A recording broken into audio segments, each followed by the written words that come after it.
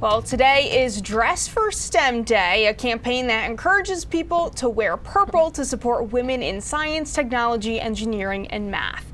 The movement started with a group of female meteorologists and now coincides with Pi Day every March 14th.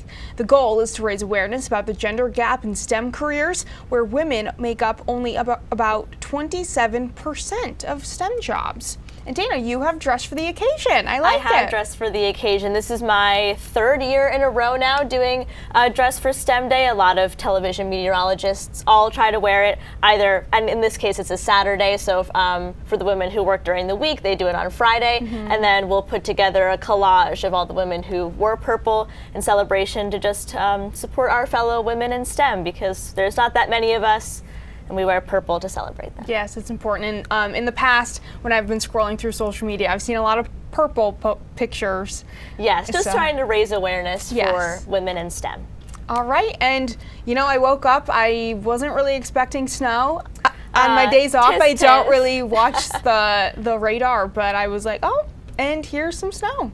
But you mentioned earlier that it didn't really stick around, and that's because as we get into March, the sun angle is a lot stronger, and that snow is able to melt a lot faster. What I most noticed, because I woke up after the snow was done, was how windy it was. So in most areas in New Hampshire and western Maine specifically, that is where we saw our highest wind gusts. I could have sworn downtown Portland saw a wind gust higher than 31 miles per hour right as I was getting out of my car in the parking lot. But wind gusts across the rest of the state about 20 miles per hour, so not super windy, but still windy enough to be noticeable. We had a clipper system pass through last night into this morning, and we do still have some leftover showers, either some rain showers or snow showers. Those will continue over the next few hours, but will start to dissipate as we get overnight. So once that clipper system moves out of our area, we have another system that we're watching, and this one comes in very early Monday morning. It will start with a warm front that will come into our north, but what we're going to be watching most closely as we go throughout the day on Monday is being in the warm sector of this system here, this southerly flow, and then the cold front that will come in behind it. And that will bring us some heavy rain. I'll break that down in just a moment. So over the next few hours, we start to lose the rest of that shower activity. We start out the day tomorrow with some sunshine, but in general, increasing our cloud cover as we go throughout the afternoon.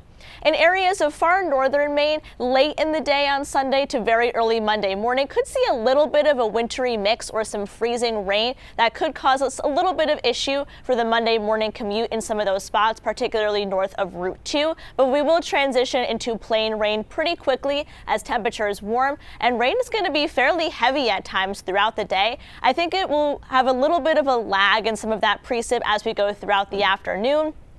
But this is getting pretty close to that washout territory.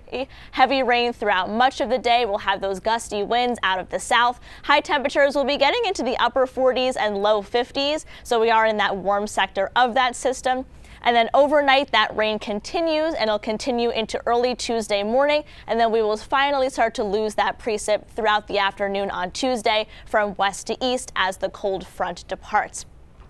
So in terms of our potential rainfall, some spots could see upward of 1 inch or even 2 inches of rain, which could cause some isolated flooding in some spots. We're also watching the potential for some wind here, wind gusts primarily out of the south, gusting to about 45, even 50 miles an hour is possible. So that could cause some isolated power outages. And then Tuesday, once that cold front passes through, we will see winds primarily out of the west. So here's just a breakdown of the storm that we're expecting on Monday. Again, heavy rain Monday through Tuesday afternoon. Could even see some isolated thunder possible. Southerly winds gusting up to 50 miles per hour. That could cause some isolated outages. And some flooding might be possible because of those 1 to 2 inch rainfall totals, snow melt, and the potential for ice jams. Right now, we're not looking at a lot of flooding, but some flooding is possible, especially in some of those flood-prone areas.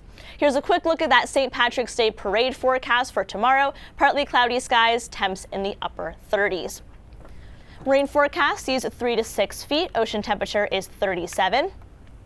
So it will be a nicer and drier day tomorrow if you are going to be out and about. We're also not going to have as much wind throughout the day tomorrow, but then that storm comes in on Monday. Windswept rain throughout much of the day. Again, very early in the morning, northern Maine might see a little bit of freezing rain, so something to keep in mind, could be a little slippery there. Very windy Monday into Tuesday. Sam, we start to clear out pretty slowly during the day Tuesday. That is St. Patrick's Day itself, so just something to keep in mind, that is going to be the bigger storm that we're watching in this 7-day forecast. Some flooding possible, but we're not looking at a big flood event here. All right, well, looks like tomorrow's dry. For Tom and the parade, that's good news. Yes, that's good news. All right, thanks, Dana.